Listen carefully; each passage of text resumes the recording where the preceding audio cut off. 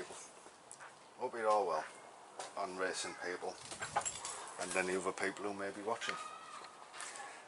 Right, as you see, the rocker gear's in a drawer.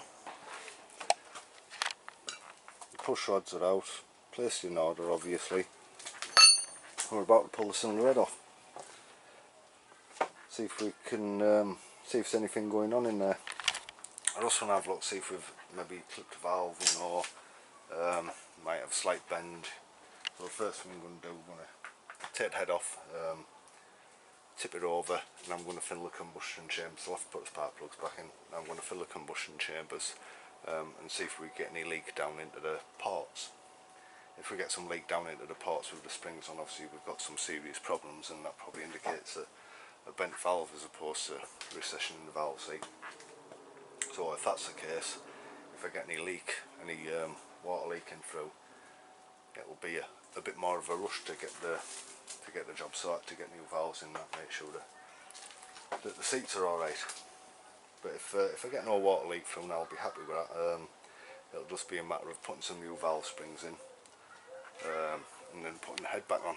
So I'm going to pull the head off now, and then we can have a quick nose, see if we've got any leaks or not. Then we'll do another video with new valve springs. Right, I'll park here on the wing while I lift the head off.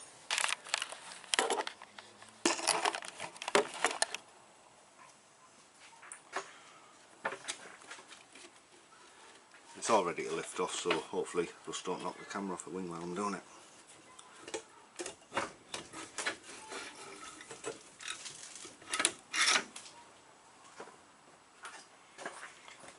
Right, so that's it off. I'll tip it over and I'll get the rocker tower shims out before I tip it over a bucket of water, so I don't want them dropping in there.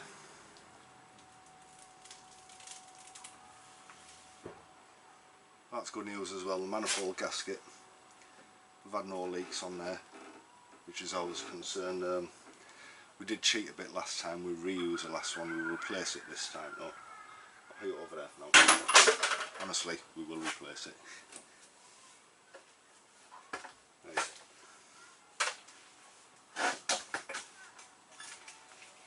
Let's get these shims off.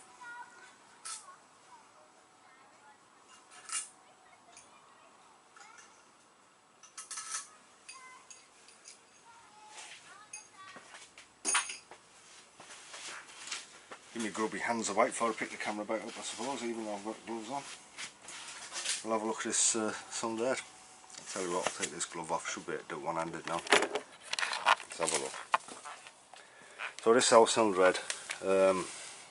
Like we said before, they're a ported cylinder head, and they're all CNC machined, so that's a quick look inside our parts. Obviously, I'll flip the screen around, make sure we're getting a decent shot in there. You can see we have the bronze valve guides in obviously, and it's reasonably well parted out. I think they're actually tunnelled, these. So they actually, as far as we know, they broke through and then sleeved them. So it's quite a large part. I don't know if that part's necessary. I don't build some of it, so I haven't got a clue, but that's what we run. That's our chambers. It's not looking too bad in there. It's been running a bit rich, but we've leaned the mixture out since then, so it's not looking too bad. We don't seem to have any damage between the chambers, which is brilliant news. Right, let's have a look at the block.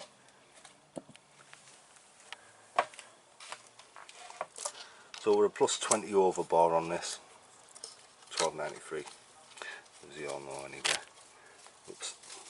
I'll just pull this gasket, make sure we've got no problems on the block face. Again, this is better with two hands, but we're getting there.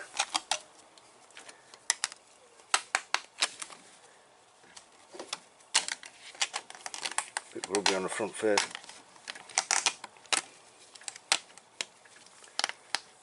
I won't be using this gasket again, obviously. Or it will be if it doesn't come off. Oh, this is painful. Right, here we go. Doing stuff one-handed, holding the camera. Great idea, I don't think. Anyway. Are we alright there? Yep. I think we're alright, we're alright. Balls look alright. Obviously there isn't going to be much going on with the balls. It isn't that long since it was rebuilt. I'll tell you what, while I've got the head off, I will show you something. I'll show you why I call it a Franken engine. Let's put it in gear so we can roll it. I'll bring the pistons up to TDC. We'll have a look, see when this one gets level with the block.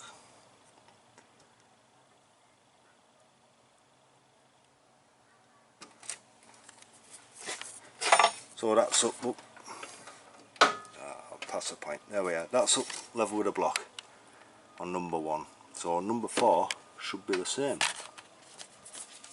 But if we look at number 4, it's not quite the same.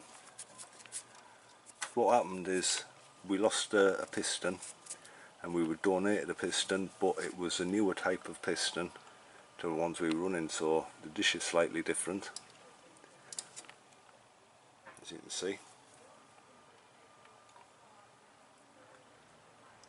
And it sits a little bit lower in the bore, which yeah, it's all going to be affecting the compression ratio. How it's affecting the balance of the engine we don't know, but it seems to be not affecting it too much. I mean, we went P2 at Silverstone, so it's still giving power, though. I think if anything it's just gonna make it work quicker. It's not going to be as balanced, so we're going to end up with bearing problems, I think, quite a bit. Hopefully we'll free a budget up over the winter and we'll be able to build a fresh engine, so we'll get a new set of pistons in, but we'll see how that goes. We'll see how it goes. I don't really want to run another season with this engine in, but if we have to, we have to. Right, I'll put this cylinder on top of this bucket, and then we can put some water in. I'll put the plugs in first. Then we'll put some water in.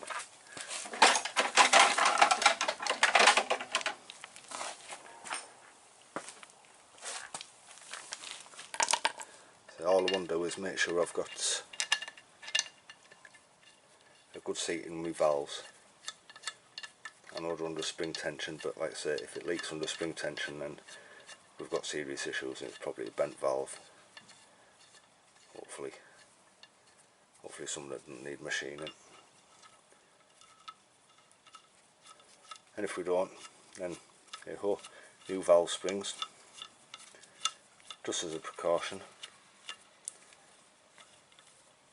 and then back on, and that'll be the car ready to go. What another, rebuilt the pump that we had that went at Silverstone. I'll put another filter on it as well, so I'm going to keep this one as a spare. We've got a little the square cube facet type one running at the minute. It seems to be alright. But we'll swap it over, we'll get bored before Cadwell and put this one on. I don't know, we'll see.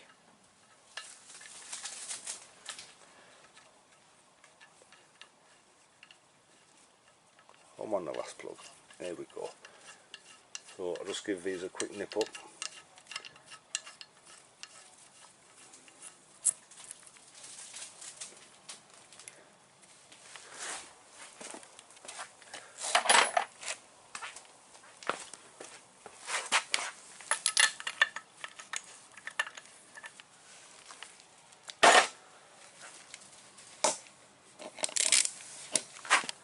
That's me two keep hold of sockets. I have a few of them kicking about as spares, but they're the multi-points. So we have the 2 multi-points, because we have the ARP bolts on, so we use the multi-points. And how many times you got to look for them, and they've gone about, so I try and keep them at hand now.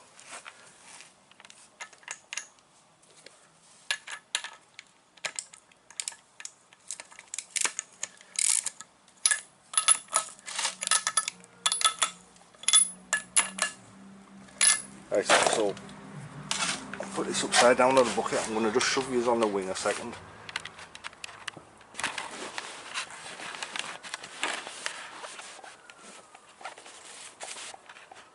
There we go, hang fire people.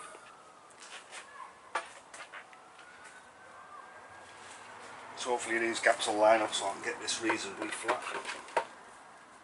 Hopefully. That'll do nicely. Right, get some water.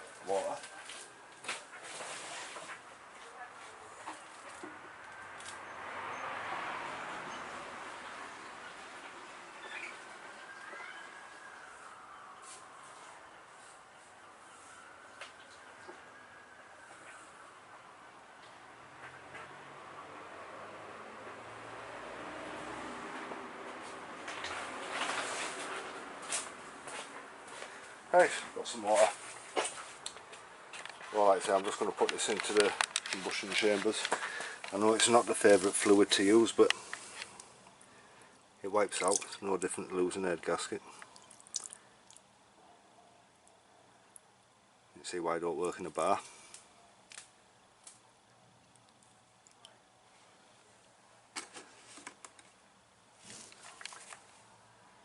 Right, so now I'll give that a second and we'll have a look in the parts.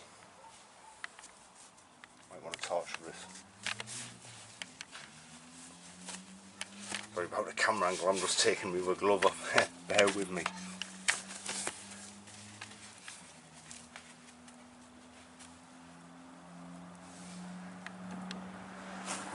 Right.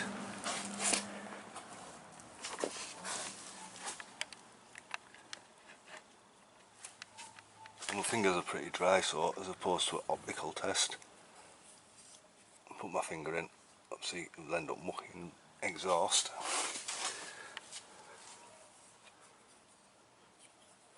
And we have no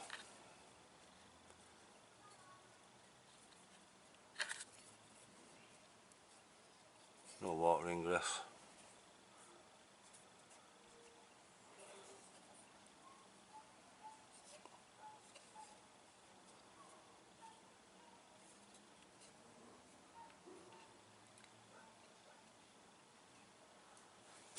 No, they all seem dry.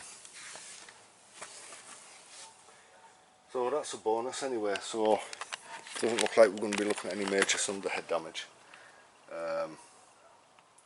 Valves seem to be alright, so all I'll do with the valves, we'll put new valve springs in and just relap the valves in and we're good to go. I'll dump this water out now. Obviously, you know, if it was going to be leaking at any rate, it'd be leaking by now. When I lap the valves in, I'd do the same thing, but I don't do it with the springs on. I'll put the valves in, just let them drop into the seats once it's lapped in, and then I'll put water into the chambers, leave it for a few minutes. If I've got no leaks and I know my seats are pretty much tight and I'm not going to have any problems with them, obviously if I see a leak I need to do a bit more lapping. I suppose it, you know, could use engineer's blue, but it's the way I do it, and I think I read it in a Vizard book, so I'm not going to argue with that guy. He seems to know what he's talking about. Anyway, so yeah, we've done Mini in the Park previous weekend. Car went faultlessly there, which was great news. It only had to go from the campsite to the showground. Really great weekend. I think we've got 4 weeks to go and then we're racing at Cadwell Park. But I think Tracy's been mentioning the possibility of going to Stanford Hall, I think it is. British Mini Owners Club show. So hopefully that'll come off. That'll be nice. That's 2 good shows we'll have done this year. Well, 3 good shows, sorry. What am I thinking? I wasn't including brands there, which was a lovely show. Obviously, but it was a race as well for us, so it was a race. Right, so I'll see you guys in the next video, which will probably be putting the valve springs on. I won't buy with putting the head on, taking it off, unless someone says throw me out to take the head off, throw me out to put a head on. Then I'll do it, you know. But most people know it does sound red on a Mini. It's not like I'll be breaking new ground or anything, is it?